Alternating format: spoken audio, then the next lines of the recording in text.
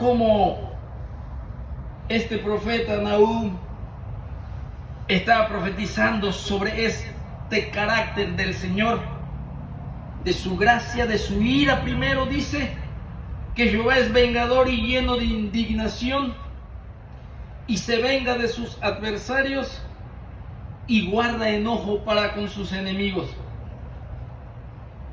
Y luego nos dice que Jehová es bueno, fortaleza en el día de la angustia, y conoce a los que en él confían.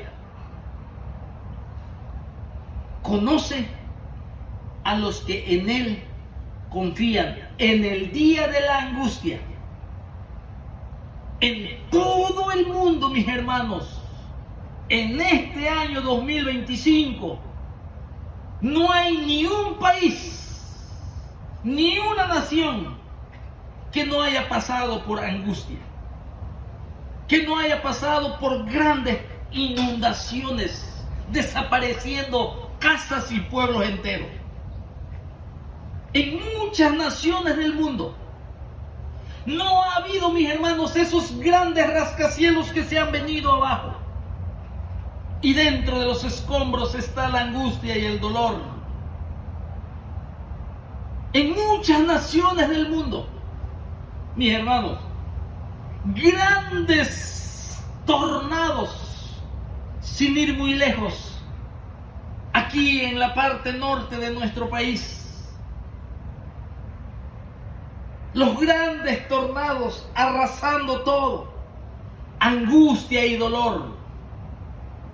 Y miramos a las personas llorar, sin esperanza, y lo más triste es sin fe.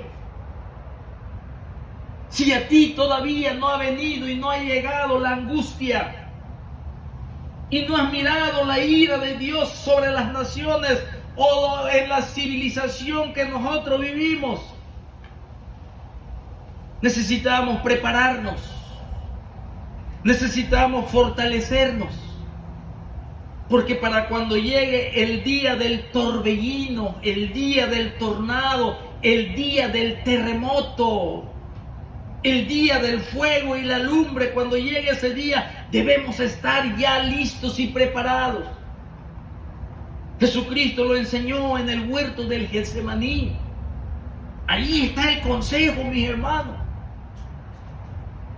Iba a ser sacudida el grupo selecto del Señor Jesucristo, sus discípulos y apóstoles, porque venía el arresto.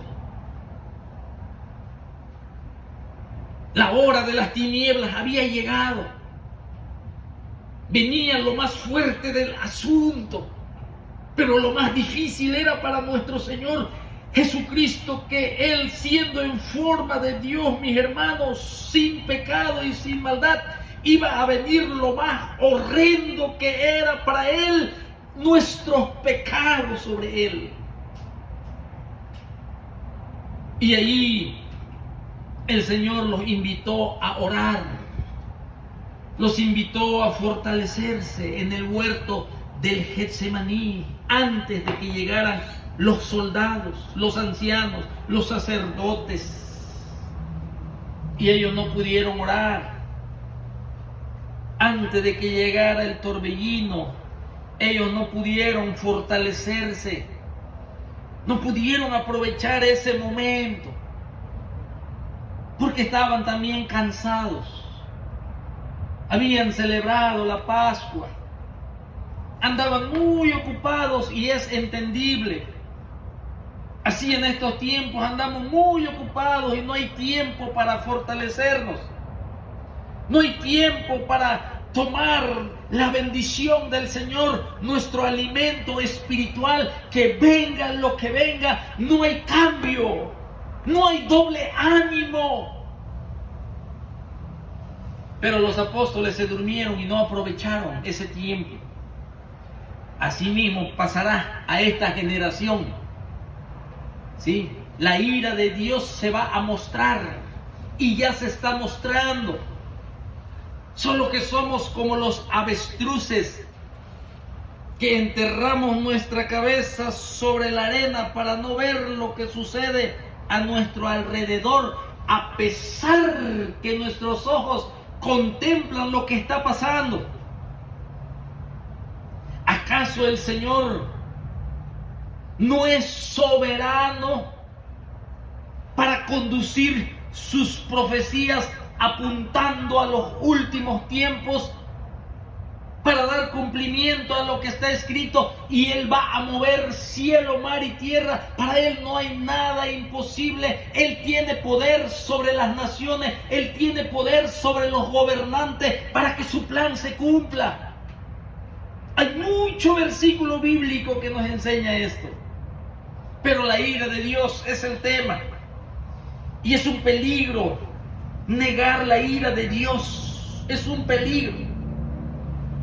Por eso, el problema de muchos en estos tiempos es que consideran que el Dios de toda gloria actúa, mis hermanos, como ustedes piensan. Dios va a actuar como yo pienso. Ese es un problema grave. Y así muchos creen que Dios dejará sin castigar el pecado, sin castigar al pueblo o al culpable. Y es un peligro de negar la ira de Dios.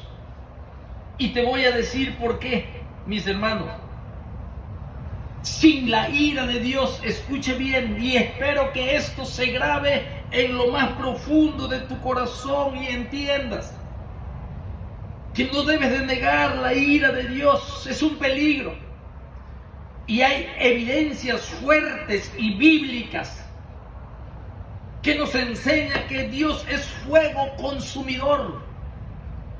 Porque, mis hermanos, entonces, si nosotros negamos la ira de Dios, ¿saben qué?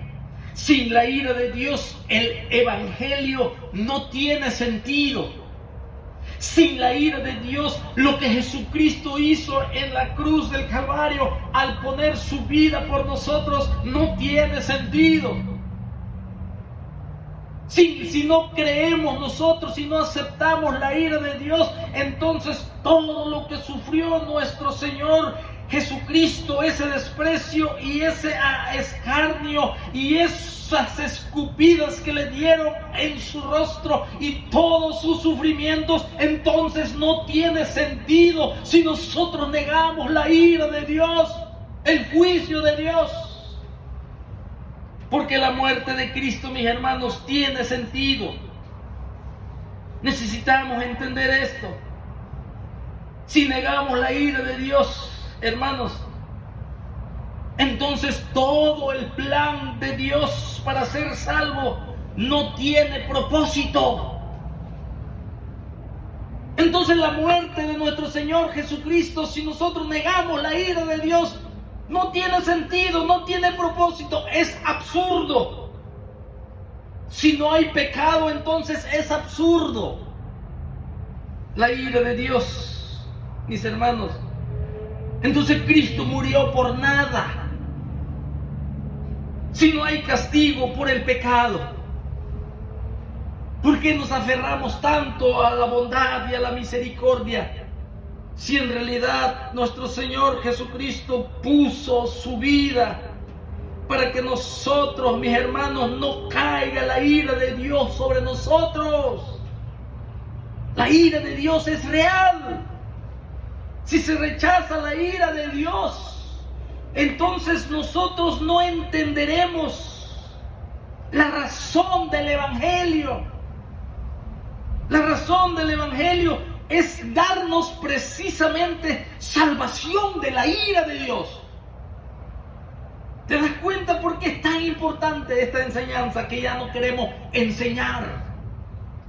Si sacamos la ira de Dios del plan de la redención, si sacamos la ira de Dios del plan de Dios para ser salvos, aquel precio que Cristo pagó en la cruz, si sacamos de allí nosotros que no existe la ira de Dios, entonces no existe el logro propiciatorio de la cruz, esa ofrenda preciosa en olor fragante al Padre, entonces no existe ni la maravilla del amor redentor de Dios, ese amor maravilloso, excelso, único y extraordinario, el amor de Dios en la cruz del Calvario.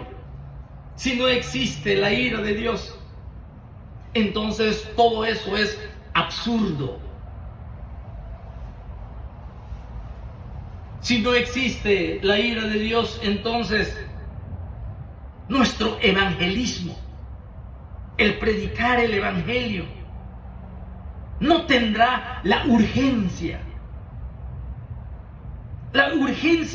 exigida de ser predicado. Es por eso que está la iglesia. Y la iglesia debe de predicar el arrepentimiento, porque es algo urgente, que la ira de Dios existe, y el evangelismo así se debe de predicar como algo, mis hermanos, que es real y que existe, mis hermanos, y nosotros, mis hermanos, debemos de predicarlo con urgencia, como dijo Judas: a otros salvar, arrebatándolos del fuego. La urgencia de arrebatarlos al fuego. Si no existe la ira de Dios, ese evangelismo que predicamos, es más, ni siquiera el evangelio queremos predicar. La forma como se pagó el precio, quién pagó el precio, sus sufrimientos físicos y espirituales de nuestro Señor Jesucristo, conforme a las Escrituras. Mis hermanos y amigos, si rechazamos la ira de Dios, pronto el evangelio se habrá ido y toda la Biblia será incomprensible. No lo vamos a comprender. ¿Cómo vamos a comprender los sacrificios del Antiguo Testamento? Por eso es importante entender esto.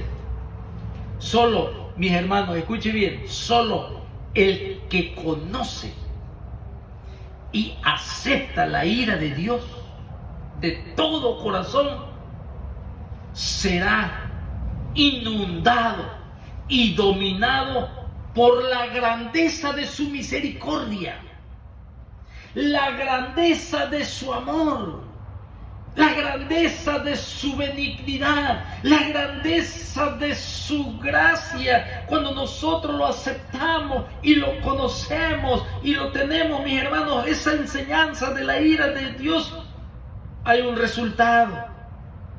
Cuando nosotros vemos la ira de Dios, nos trae gratitud, nos trae aprecio por nuestra salvación, porque nos damos cuenta de dónde el Señor nos sacó. Vivíamos sin Dios y sin esperanza, totalmente ajenos a las cosas de la vida de Dios. La ley del pecado estaba sobre nosotros y la paga del pecado es la muerte, es la condenación eterna, es el juicio de Dios, es, hermanos míos, la ira de Dios sobre nosotros. Pero gloria a Dios por su misericordia, gloria a Dios por su amor, que envió a su Hijo Jesucristo a morir en la cruz del Calvario. Y esa obra, mis hermanos, de gracia y de salvación, lo reconozco, mis hermanos, y lo tengo por grande, porque ha quitado la ira sobre mí, porque la ira lo llevó mi Señor Jesucristo. Por eso muchos no tienen gratitud y aprecio a su salvación, porque piensan que, y ni cuenta se dan, mis hermanos, de esta enseñanza, la ira de Dios. Solo cuando vemos el fin del pecador, podemos reconocer plenamente lo que Jesucristo logró en la cruz. Cuando vemos, mis hermanos, gente que rechaza lo que Cristo hizo en la cruz, gente que no quiere oír la palabra arrepentimiento, personas que son incrédulos y que no creen que Jesucristo resucitó de los muertos, día tras día van caminando rumbo a eterna perdición. Tienen el entendimiento entenebrecido. Su voluntad lo maneja la ley del pecado y el príncipe de la potestad del aire, que son los demonios, y llevan una vida triste, sin paz, y el fin de ellos es la muerte. Es cuando contemplamos nosotros, mis hermanos, reconocemos plenamente lo que Cristo hizo por nosotros en la cruz del Calvario, y nos trae gratitud y aprecio por su obra, porque la ira de Dios ha sido quitada. La palabra del Señor dice que no hay condenación los que están en Cristo Jesús. No hay condenación los que han sido justificados por medio de la fe de la obra de Cristo, su sacrificio en la cruz. No hay condenación para los que han recibido el perdón de sus pecados. No hay ira de Dios, no hay juicio del Señor. Y es cuando nosotros agradecemos, es cuando nosotros apreciamos, y la gratitud viene a nuestro corazón. El carácter de Dios sobre este tema, la ira de Dios. Esa ira de Dios no es un acto impulsivo, no es un acto irritable de Dios en su ira. La ira de Dios no es causado por algún daño a su persona. La ira de Dios, mis hermanos, no es causado por el orgullo. Dios no tiene orgullo. Dios no tiene un carácter impulsivo. La ira de Dios no es así. Nosotros nos enojamos y también nos indignamos, pero toda la indignación, la ira y el enojo de Dios, mis hermanos, es justa y es santa. Necesitamos entenderlo, que cuando nuestro Señor Jesucristo dijo: el celo de mi casa me consume, y hizo un azote de cuerdas y volcó las mesas y corrió a los mercaderes de la casa del Señor en Jerusalén, esa ira fue justa y fue santa. No es que Él tenía irritabilidad y un acto impulsivo.